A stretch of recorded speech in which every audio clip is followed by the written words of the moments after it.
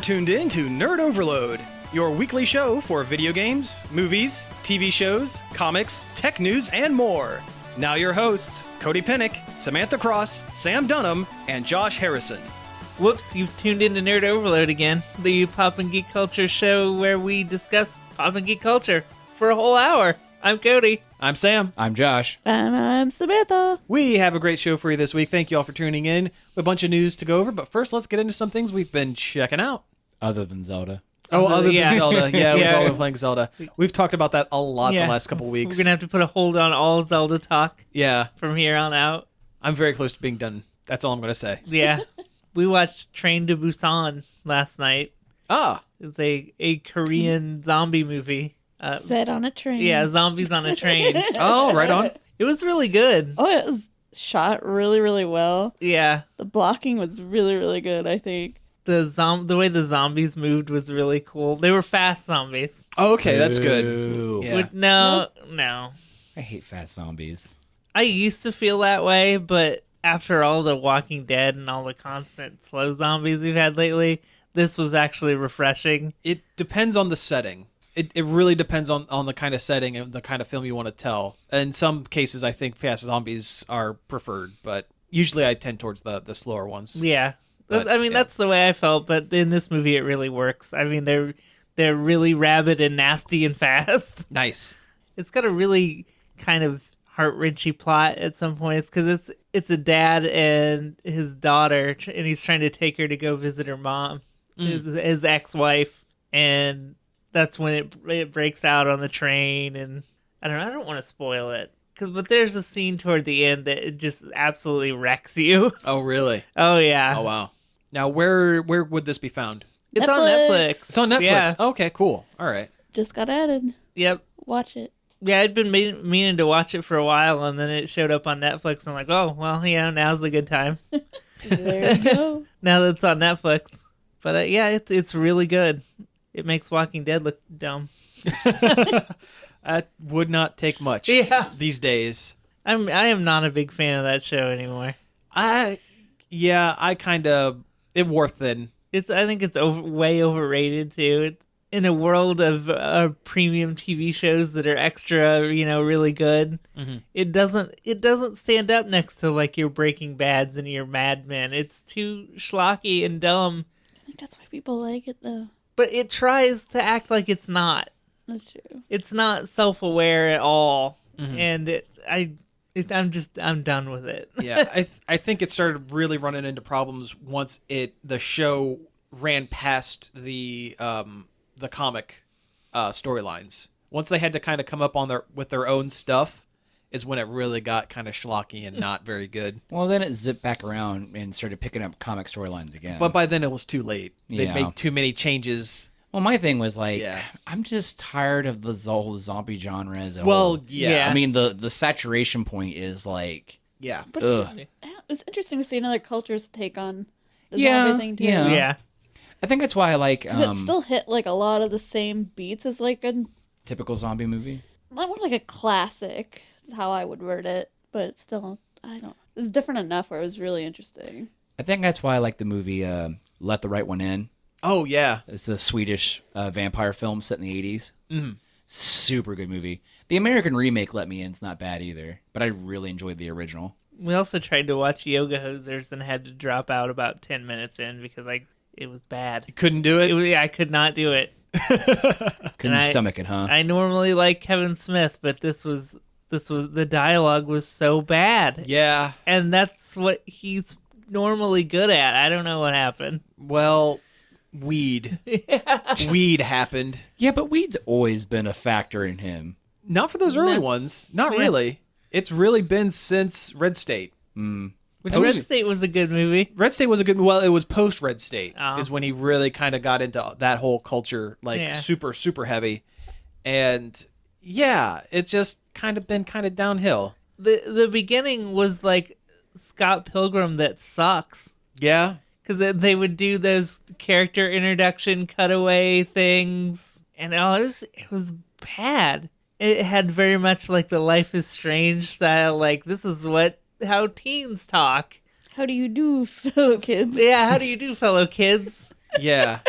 But then he's also writing that dialogue to come out of his daughter's mouth, which is weird. Like, Yeah. I Yeah. it was cringe. The whole thing was a huge cringe fest For the 10 minutes that you for watched the it. 10 minutes that I watched. Yeah, I've heard once Johnny Depp shows up as the French police, like captain or chief or detective or whatever, it gets good. Oh yeah, at I that could see point, that. Yeah, But up until then, it's like just near unwatchable. yeah. Maybe we should go back and try to stick it out till Guy Lapointe shows up.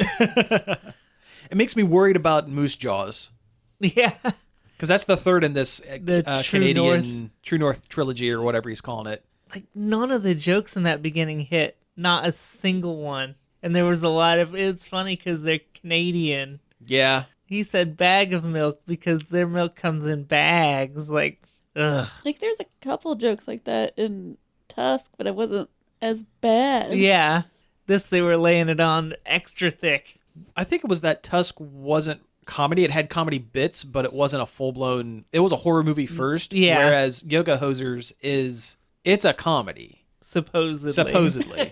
In theory, it's a comedy. Alleged comedy. alleged comedy film Yoga Hosers. It's not that I didn't want to like it. Like, I wanted to like it. Oh, I'm always rooting for Kevin Smith. Yeah. But no, I'm like, I'm out. I Train to Busan. yeah. Yeah, I tapped out and switched it to Train to Busan, and it was a good choice. Yeah, you made the right decision there for sure. Well, if we're talking about movies, I actually got a chance to go out to the theaters the other day and saw the new Beauty and the Beast. Actually, I had to do it for work, but I was going to see it one way or the other. It was just kind of a good excuse to go see it. I've always been a Disney animated kid growing up. I think we all were. Yeah, I think we all are. I think everyone in our generation really was.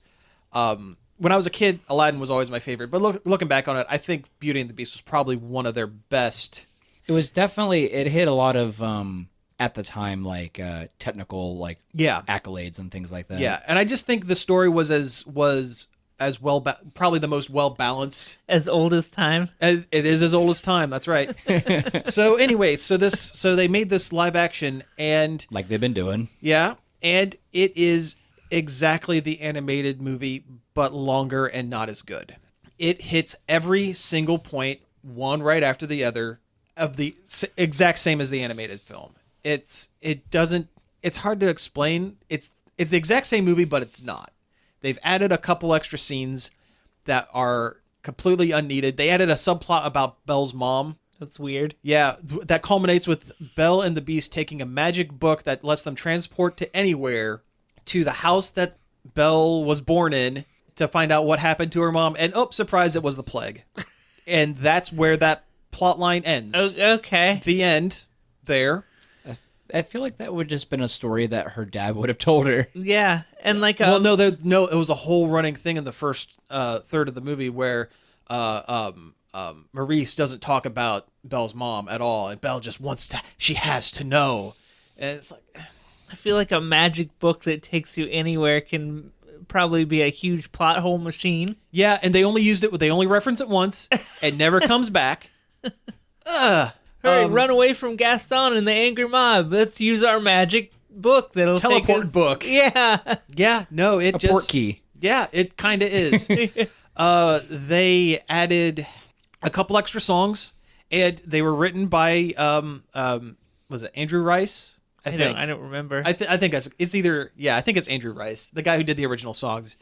They're not as good. It's just, and I know why they padded it out. They wanted it to hit a 2-hour mark. That's all it is, because the original animated movie was about an hour and a half, which Most anime movies are. And I mean, it's pretty light on plot anyway. yeah. But it hit every mark, one right after the other, just like the animated movie.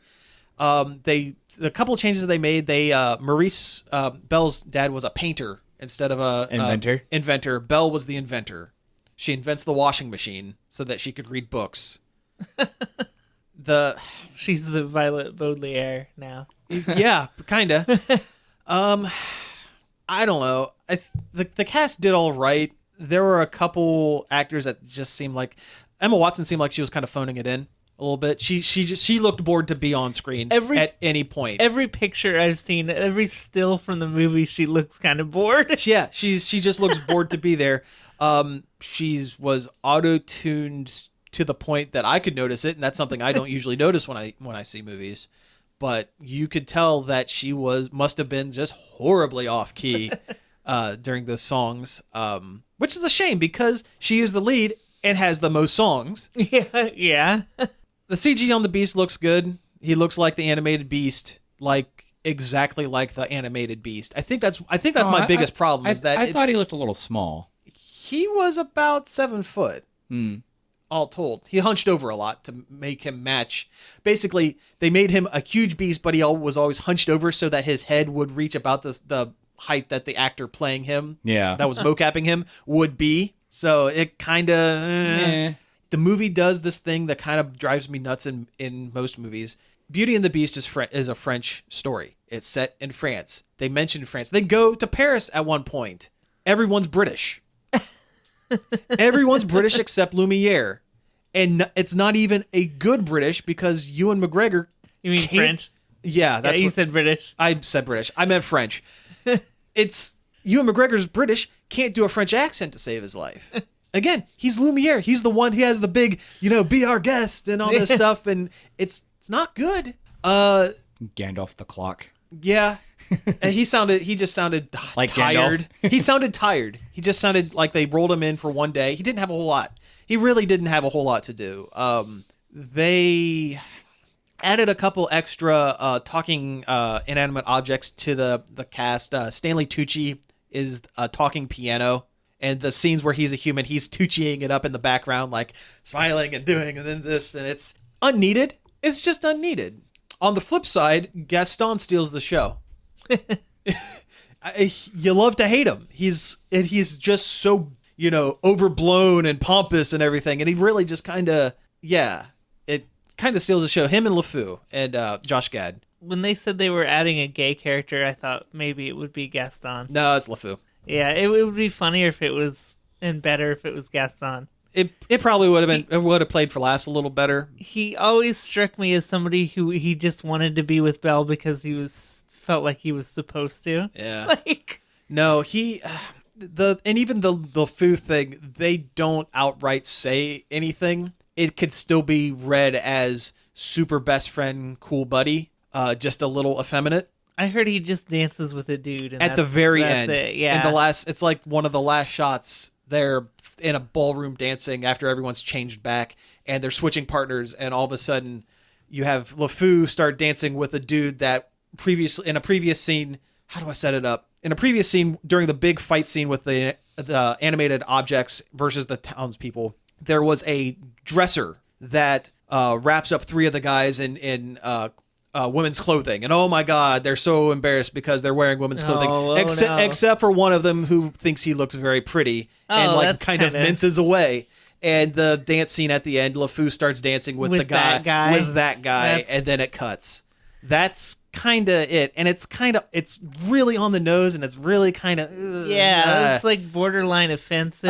A little. If it wasn't so light on the story, it would be offensive. But it just kind of left a bad taste in the mouth a little bit. I think when I heard it was LeFou, I thought they would just have him end up happy with another guy at the end that wasn't Gaston, somebody who would appreciate him for who he is. And the implication is maybe this dress dude was one, but they don't follow through. They don't say anything. It's just kind of They sure were patting themselves on the back about it, Oh, though. they sure were. Yeah. If you're gonna do that, do a good job. Yeah, follow through. Yeah. CG looks good. I don't know. The teapot looked like a nightmare. Yeah. I didn't like the design of most of the CG characters. I hated the way Lumiere looked. Yeah. Cogsworth didn't even have a face, really. He does. Does he? He does have a face. His eyes are like the keyholes when you're going to wind. Okay, because I was saw clips and stuff, and it just looked like he was just a walking clock. Yeah.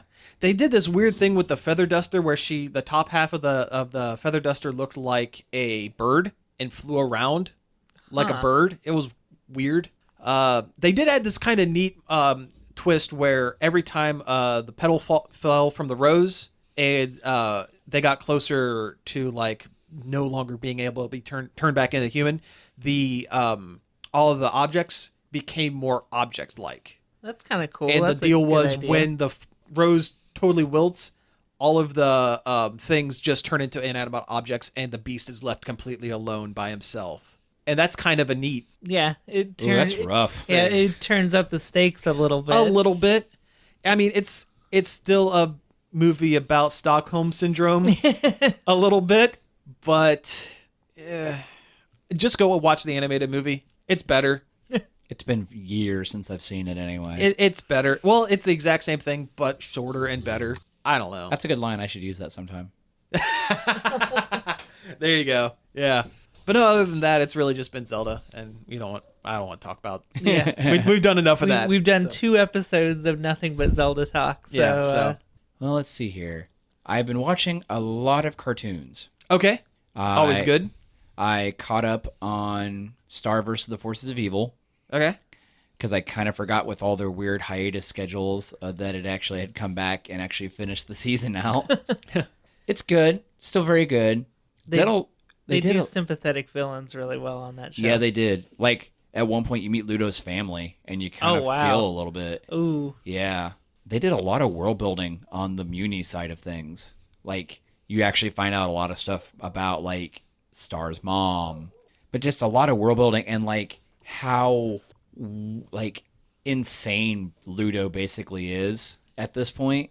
And there's like a lot of episodes where they flip flop between like a Star storyline and like a Ludo Muni storyline, like what's going on in the other realms outside of Earth, and eating tacos and using magic.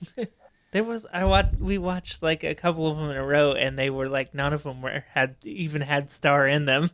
Yeah, there's like one where it's just Ludo. That one's a really good one. Ludo in the Wild. Yeah. That's a very good Oh, yeah. episode. I like the one where Marco borrows the dimensional scissors and then loses them to Hekapoo. Oh, yeah, and then has to get his own pair. Yeah, and it takes him like 15 years. Yeah, 15 years, and he grows into a grizzled, muscular adult Marco. Yeah, like Road Warrior Marco. Yeah, and then later it all reverts back, but he still has all the memories of everything he went through. Yeah, because time works differently in Hekapoo's dimension or whatever. Yeah. Yeah, the whole thing where they built like this whole magical council of otherworldly beings that kind of in charge of all magic. And Glossaryck is apparently the most powerful one. Glossaryck being the guy who lives inside Star's spellbook. That's voiced by Jeffrey Tambor. Yeah. Man, that's a weird character. But no, it was very good. They kind of confirmed a lot of things in the season that probably people... Yeah, I'm not doing any spoilers, but it was like things that like, oh, okay, well, I kind of figured that would happen.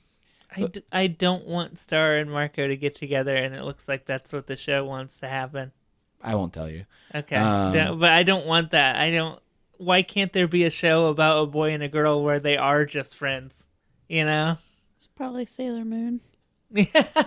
Probably where she gets her inspiration. Yeah. That was really good. I thought maybe like it was weird because I thought maybe the series had ended, but apparently they picked up for a 3rd and 4th season. Oh, nice. I didn't know that. That's good to know. Yeah. 3rd and 4th. Yeah. Really got to drag that story out, I guess. They're not Gravity Falls in this one. Oh man, it's such a good show. But I think it ended on a good note on that one. Didn't drag it out like Venture Time did. Oh yeah. Actually, I've heard Adventure Time's gotten really good. Oh. I haven't watched it, but I've heard it's gotten really good. I haven't watched it since the Islands miniseries stopped. That was really, really good. Like going out and finding where all the humans went after they left whatever continent Oo is supposed to be, or where the Candy Kingdom and everything is. Anyway, that was really, really good. Meet Finn's mom, super cool. I've heard Steven Universe is kind of going downhill. I have no evidence to back this up. I haven't watched it myself. Blasphemy. Yeah. No, it's just been, I don't know, between they can't decide if they want to do Steven Bombs or weekly episodes. It's still good. I wish they would do more, like, figuring out what they're doing. Because after they did this last Steven bomb with Greg getting kidnapped and going to space, that was really good. There, I want that spinoff, Space Greg. Yeah, that would be great. Mr. Universe explores the universe. I would watch the crap out of that. Yeah. Oh yeah. Watch the second episode of Samurai Jack, or well, the second episode of the 5th season of Samurai Jack. Does it continue to be good? Oh yeah, it's very good, and definitely you get the tone of this season real quick. And when you see Aku, Hey, finally. yep, he's voiced by the understudy of Mako. Mako. Yeah, I figured. I figured that's what The they're gonna do. same guy who did Uncle Iroh's voice for the later seasons of Avatar after he had passed away. I imagine it's probably a little bit closer, just by virtue of having years extra to practice. Yeah, I mean, it still doesn't quite sound the same. It's not going to. I know, and I know that, but it's nice that it's close Yeah.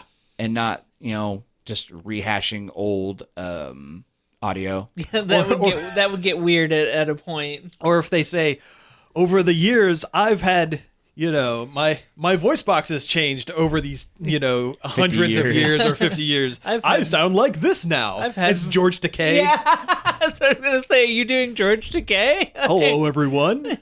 I'm Aku. My name is Aku. Samurai Jack. Oh, my. You, sir. But, oh man, could you imagine if they would have got the guy who played Lopan?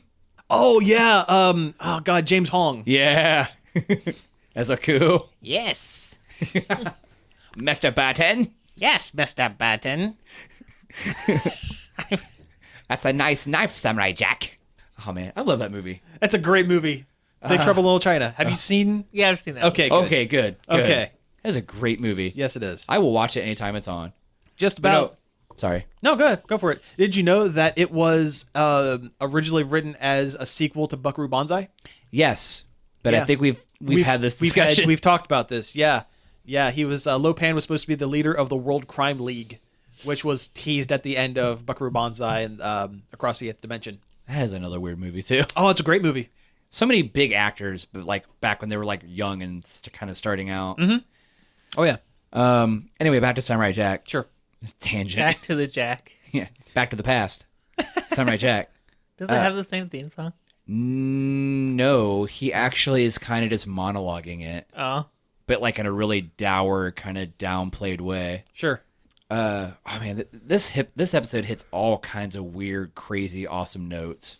Like you kind of see a little bit of like Jack's descent into madness, because in the 50 years of being trapped in the future, he's gone insane.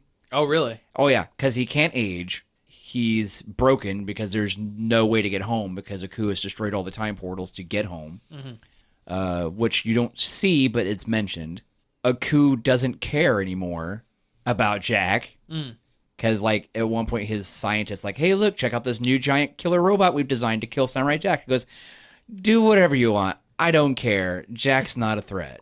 Boo. Yeah. And kind of played on the fact that like Aku is kind of bored with life now. What if? And I just had this idea, and there's probably a million plot holes in it, and it won't happen. But what if the end of the series is Jack defeats Aku, gains his powers to go back in time, and because he's gone insane, accidentally becomes Aku. It starts a cycle where he battles young Jack in the past, flips it around, and it becomes a never-ending cycle of Jack and Aku are the same person. That'd be nuts. Yeah. I kind of like the idea though. no, Jack, you are the Aku. No, I really kind of like that idea. Like Aku is just old wizard Jack who's gone nuts. But yeah, this Jack he's kind of crazy. Mm-hmm. And at one point he's like talking to himself, like he's looking at like almost like a ghost Jedi version of his younger self. Oh, that's cool. And his younger self is basically talking about how, like, you can't get out of this situation. What are you going to do? You might as well just, give up. Ah. Yeah. Ah, interesting. Mm-hmm. And Jack and present Jack is like, I'll make it out. I always do. It's always bad at first, but I always make it out. They're just nuts and bolts. Just nuts and bolts. Wow. Yeah, because basically all he's fought for years have been robots and robot people. Right. Yeah. And that's when we get to the big part of the episode. Okay. Well, don't spoil it. No, but 'cause- it's good. It's a little shocking. Man, I need to watch. I need to watch. This. Yeah, I need to watch it as well for yeah, sure. get on that. Get on that Jack train because it's How much of the original series do you have to have seen to enjoy these? You think? none. You just basically need to know the kind of general story. Okay. So 5 minutes on the Wikipedia page Oh, will definitely. will get you there. Okay, cool. Or just watch the opening sequence. Yeah. Yeah. All right. Well, hey, let's go ahead and take a break here, and when we get back, we'll get in some news. Yeah. We're back. That was Johnny Be Good by Chuck Berry. We played that because he passed away over the last week. A really kind of a one of the forefathers of modern rock and roll. Yeah, basically created rock and roll. Yeah. Yeah. This is embarrassing, but I thought he was dead already. I did too. Yeah. To be completely honest. 90s. Yeah. But no, it's a shame. Yeah, it really is. I mean, I totally did think he was already dead. The most exposure I have to it is Back to the Future. Well, sure. Yeah. These days, I think that's the most exposure anyone's had to it. But anyway, let's get into some news. First, right off the list is talk about some DC comic movie news. I guess. I guess kind of they've announced that there's going to be a Green Lantern Corps movie. It's been on the list of stuff for quite a while. We've had no information about it. Zero information. Well, it's one of those 2019, Something like that. Yeah. 2022. Yeah. But lately, there have been hints that they're going to start looking for an actor to play Hal Jordan, who is the original Silver Age Green Lantern, the main one, the one that people, the one Yeah. that people who read comics will recognize. Not the original. Yeah, he's not Alan one, Scott. No, he's not but- Alan Scott. No. But though the teases from the way it looks have been coming from Henry Cavill, the guy who plays Superman, of all places. He's been putting up on his Instagram things about searching for Hal and Yeah. all this other dumb stuff. Which, it's fine and dandy and all, but they really missed on a chance to get maybe a person of color and get Jon Stewart. Yeah. The second Green Lantern. Not the former host of the Daily Show. No. No, the architect Yeah, Army no, veteran. I know who you're talking about. I know. Yeah. It's an interesting choice to go with Hal Jordan. I mean, certainly there are people who would say, well, he's the most recognizable. I would argue that because Jon Stewart was the Green Lantern they used for Justice League, the animated series. So I would say more people would recognize that character from there. Yeah. Also, it would be a good chance for diversity without having to make any changes to characters. Yeah, because that always makes people mad. It makes people mad. So when you have the opportunity to have a minority character already baked into comic lore, why not use them? Yeah, why do we need another White guy, white dude? Yeah, 30-something white dude on the Justice League, because Aquaman, Batman, Superman, the Flash, Who's younger than everyone. who's younger, but still, it still Yeah. kind of fits that. Yeah, the only people of color on that cast is Cyborg. and arguably Gal Gadot because she's Israeli. Right. So 4 out of the 6 are 30-something white dudes. Yeah. You could Definitely. at least get a 30-something black dude in there. Yeah. I mean, Or like I said off mic, get Kyle Rayner. 1, he's half Irish, half Latino. And 2, he is a freelance artist. When he's not a Green Lantern, his constructs always lend to more big cartoony, Oh yeah. actually interesting looking things that aren't just, protective domes and lasers and a boxing glove every now and again. Yeah. Because that's one thing with Hal Jordan. He's in the comics, he might be the best Green Lantern, but he is certainly the least creative of all of them. Oh yeah. It's always just force fields and laser beams. I think writers sometimes forget that you can do things with the Green Lantern power. You can create anything, and you're gonna make a gun. yeah, that's the worst. Yeah. A gun. Yeah. Look at my green least gun. In the awful movie when he made a fighter jet, it made sense because he's a pilot. Yeah, that kind of stuff made sense. There was a scene in the Ryan Reynolds movie where he made a race car that went down like a giant Hot Wheels track. Oh yeah, with the helicopter scene. Yeah. That kind of made sense because the scene before he was playing with his nephew with Hot Wheels. So that kind of made sense. Yeah, it's a great way to get a peek into the character's mind by what they make with their powers. Yeah, but Hal Jordan in the comics, it's boring. Force fields and laser beams. That's it. At least with Jon Stewart, he's a construction construction. He's an architect. So he would you could look at his constructs and see how everything is. Oh yeah, he's built. always very meticulous in his constructs, and there's form and solidity to it. There's actually a 2-page spread in the Green Lantern Rebirth comic. Yeah, I was just thinking of that one. Where Hal Jordan is going through and kind of describing what makes each of their constructs different. Mm-hmm. Guy Gardner, the one that's always angry. They have the red-headed bar owner. Yeah. He said they always say that his ring is sparking, even when it's off, because he's just barely containing it. And the thing is, there's something when he uses his power, there's a construct in there, but there's just so much energy around it that you usually can't see it. But there's something in there, and that Kyle Rayner is constantly looks like it's being drawn and then erased and drawn a little better, and which would translate really super well to film. I think that would be cool. It would be very visually interesting. Yeah, and that's what these movies need, because everything is dark and grim and serious. Yeah. Well, makes sense. Hal Jordan, dark and grim and serious. All you do is make laser beams and force fields. Well, that's the thing though, because Hal in the comics, yeah, he's kind of boring contract-wise, but he's always kind of a snarky, smart aleck too. Do you really think that No, Warner they Brothers won't. is going to let that part translate into his film? No, they won't.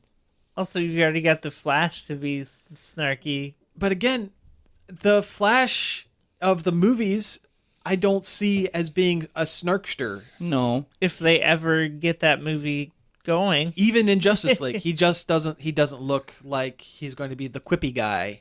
No. He's just the quick guy. Yeah. Man, I really want them to do justice to Green Lantern, mostly because it's really close to my heart. Yeah. Same here. I just know they won't. Well, sure. Man. And it hurts. And I know this comes off as us bashing DC and Warner Brothers again. It's something we've done a million times. I'm surprised we don't get hate mail about it. I'm really surprised about that too. But I think it's because we love, at least in my case, it's because I love these characters so much. I'm more of a DC guy than a Marvel guy. I've said that before. I love these characters so much that I kind of hold them up to a higher standard. They could be I know they could be doing more with these characters, and that's what frustrates me. I think it's what it is to me too. Is they can do better, but they don't, and so it hurts. They and can it makes tell me great mad. stories with these characters. Oh, It yeah. has been done. It has been done for almost 100 years. 100 years. It can be done, and they actively choose to not make interesting stories. Yeah, it's just Plain and simple. yeah, and that's the frustrating part of it. Yeah, I would love for the DC movies to be great so that Marvel would get out of their rut. Yeah, it would Because- put pressure on them. Yeah, to, right now Marvel has no competition. So they're totally cool with being okay. Whereas if Justice League and everything were spectacular, it would make Marvel go, we should try something different. Yeah, we need to up our game. Yeah. A movie arms race, if you will. Yeah. And the viewer would win. in Oh that, yeah, without because a we would doubt. get fantastic superhero movies all the time. Yeah. and not maybe once a year with a couple okay ones. Yeah. Speaking of superhero movies, let's go ahead and knock this one out. So Spider-Man is going to be in the Marvel movies. Yes. But he is jointly owned by Sony, or at least his film rights are Yes. jointly owned by Sony. But Sony is crossing The streams. the streams with Marvel Studios. They to be able also to own make that movie. Ghostbusters. Well, yeah, they own Ghostbusters for sure. But in order to have, to have a competition with their own film. Yeah, to undermine the good Spider-Man movie, the good-looking Spider-Man movie that's coming out. Yeah, they're making a movie based off of the Spider-Man character Venom without having any mention of Spider-Man in his backstory or character. Yeah, no relation to the Spider-Man Homecoming or the MCU at all. Yeah, which for the folks at home who aren't aware, Venom is like Evil Spider-Man. it's evil Yeah. Spider-Man, and you can't, or at least neutral Spider-Man. how can you tell a Venom story without Spider-Man, where the first couple years of the character's being He's like directly was tied. Spider-Man's Yeah. costume. Yeah. Was Spider-Man. He's a alien symbiote. If you ever seen pictures of the Spider-Man in the black costume, that's Venom. It was an alien that kind of latched itself to Peter Parker and eventually went nuts and latched itself onto Eddie Brock. And Peter's rival at the newspaper. yeah, but it just how could you tell a story like that? And why would you want to undermine the other movie with? It doesn't make sense. Yeah, This is a move that doesn't make sense. it makes about as much sense as the Aunt May spy movie. Well, yeah, yeah, and also the Sinister Six movie that they wanted to try to pump through. Again, how do you make a Sinister Six movie about Spider-Man villains without Spider-Man being mentioned at all? It doesn't make sense. Man, I got excited like when Amazing Spider-Man 2 had that one scene and you get to see the representations of the Sinister Six, and we never got it. Yeah, Like, I love the Venom character. I always have. He's always one of my favorite. He's one of my favorite Marvel characters. he's very 90s. He's he's super nice. Well, yeah, he's like a big black blob with teeth. Yeah. It's pretty 90s. Yeah. Uh-huh. I mean, the only thing he was missing would be Pouches. pouches. Yeah. Pouches and maybe one eye having like no iris in it, maybe glowing. Hi, Rob Liefeld. Yeah, send a cable telegram on that one. Eh. Yeah, that was a weak Oh. joke. That was a weak joke. I know. Oh no. But no, this one makes me mad too because I love Venom, and I've been a semi-regular Venom reader over the years. I haven't read every series that comes out, but a lot of them. And you cannot have Venom without Spider-Man. You literally cannot. You can't have an origin movie, which is what they would have to do without Spider-Man. They can't Unless they're just going to have the symbiote itself floating through space. It's almost like they have a symbiotic relationship. Almost. You would, yeah. Huh. Funny you brought that up. Yeah. stupid. Win a gold star for that one, Cody. Good job. Great job. Well, anyway, hey, let's go ahead and finish up these movie superhero things. I guess Wonder Woman has a rating. It's PG-13. Ooh, Surprise. Yeah, Yes. no big surprise. Yeah, for violence and situations, I guess. Yeah. Situations. Situations. They gonna kiss. Smooch situations. Yeah. Wonder Smooch with Captain Kirk. They're not going for the hard R. So we're not getting accurate depictions of Amazons in Yeah. this. Yeah, they're gonna wear tops. They're gonna wear tops and they're gonna have both their boobs. Yeah. Yeah. There's a history lesson there, but we don't have time for that. We don't have time for that. So moving on. Hey, did you hear Robert Downey Jr. is going to be the Doctor?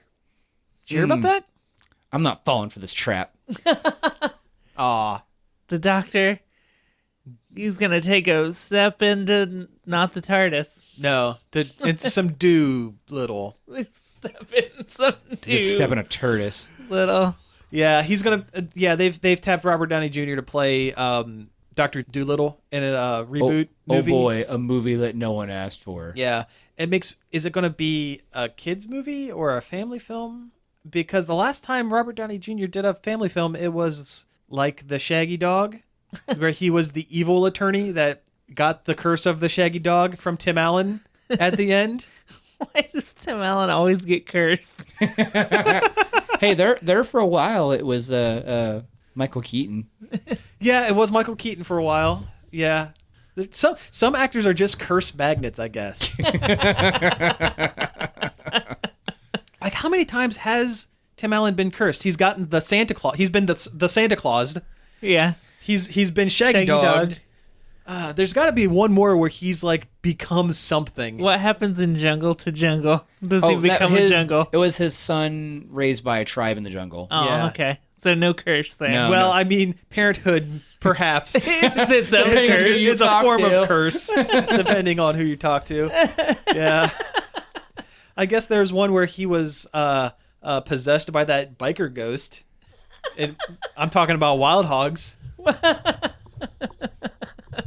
I've seen parts of that movie. You are wrong, sir. I have seen that entire movie, I'm sorry. and it has its moments. William H. Macy is kind of funny in it. Oh yeah, But he's all of- William H. Macy. It kind of balances itself out because William H. Macy is kind of good in it. Tim Allen is neutral, and John Travolta kind of is the bad. antithesis of William H. Macy, where it balances out You have the whole the good spectrum. and the bad to just The good, bad, and the ugly yeah.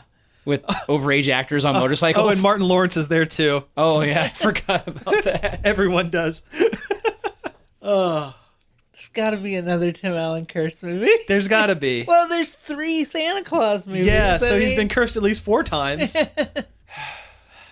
Anyway, Tim what Allen is the mummy.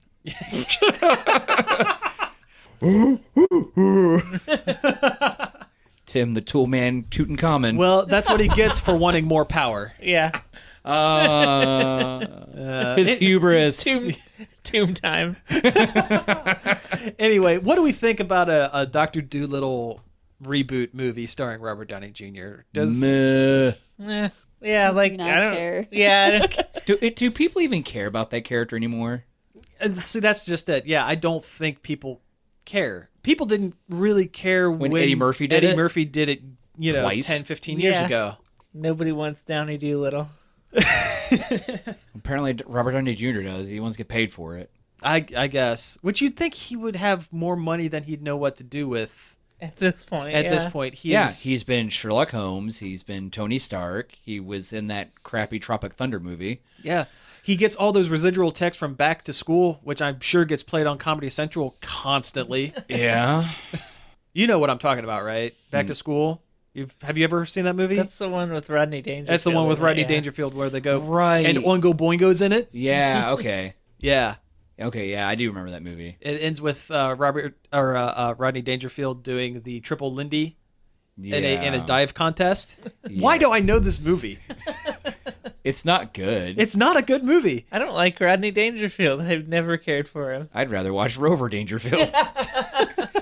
In a movie about Rodney Dangerfield as a dog, basically. Caddyshack was all right. Yeah. Oh yeah, I'll give him that. Yeah. Or when he plays the devil's dad in Little Nicky. Never cared for Little Nicky. I like Little Nicky. I never cared for that one. I liked it when I saw it as a teen. Yeah. But I don't know if I'd like it now. It just never clicked with me for whatever reason. All I Click remember, another Adam Sandler movie. all I remember terrible. is that guy had boobs on his head. Yeah, I remember that too. And Popeye's Chicken's not freaking awesome. We the only can't thing say that word. yeah. God bless That's America. Yeah. The one thing that I remember from Little Nicky that I liked was they were doing that Animal House style, like where's everyone at the end of the movie with like the text scroll. Oh, yeah, yeah, and it yeah. got to Renee, not Renee Zellweger, Reese Witherspoon's character, and they said that she was dating her new angelic fitness instructor, ... Chris Farley.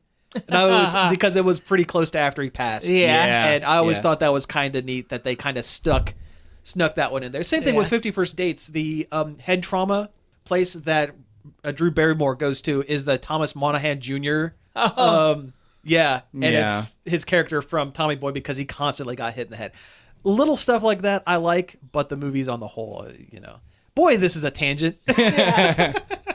Anyway, let's move into some game news. So they're doing a Pokemon game for Switch.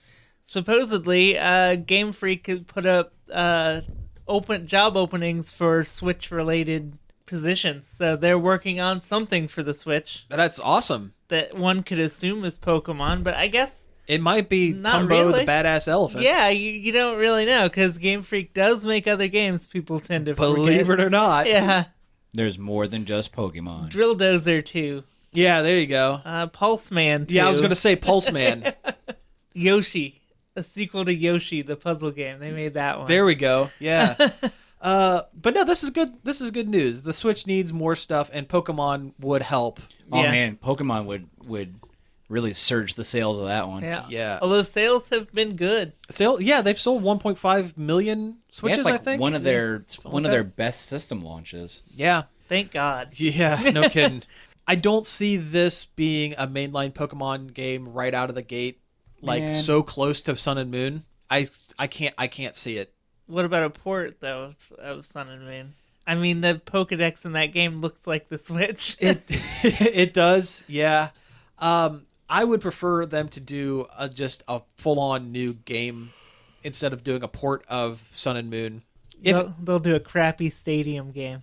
Well, they'll do a stadium game, although Sun and Moon is basically stadium these days. That's true. The big draw of Stadium is to see your Pokemon in 3D, and they Yeah, already are they now. already are. So.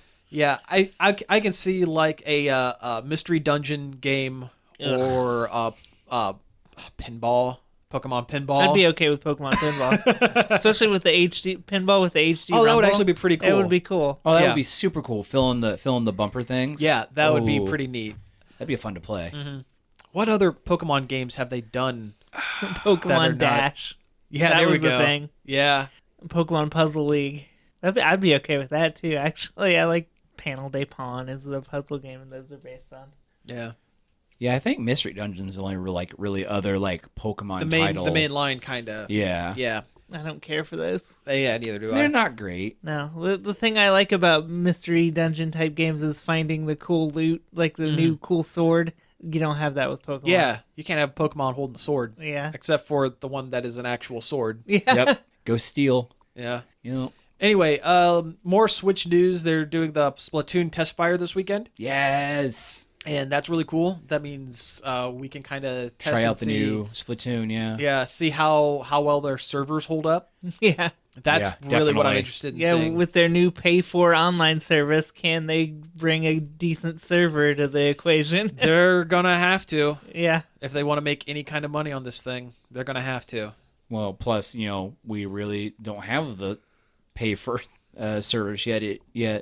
Yeah, it's not coming till what, spring or summer? Yeah, I think so. Yeah. When Splatoon comes out. But this is the infrastructure it's going to run on is whatever Splatoon's going to be on, I imagine. Yeah. I'm just interested to see how well it runs. Oh yeah. Yeah. Especially the fact they got rid of the thing where you could draw and other people could see it and The map. Miiverse. Miiverse. It's called Thank you. Miiverse, yeah. Thank you. It's a shame they're kind of phasing that out. Yeah.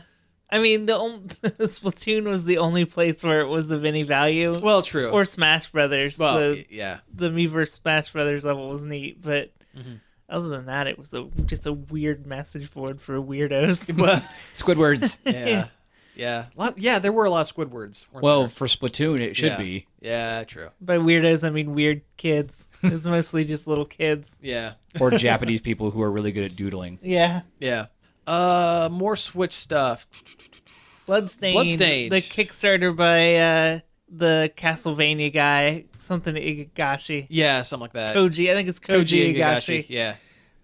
It was going to have a Wii U version, not anymore. They're changing it to the Switch, which makes sense. Mm-hmm.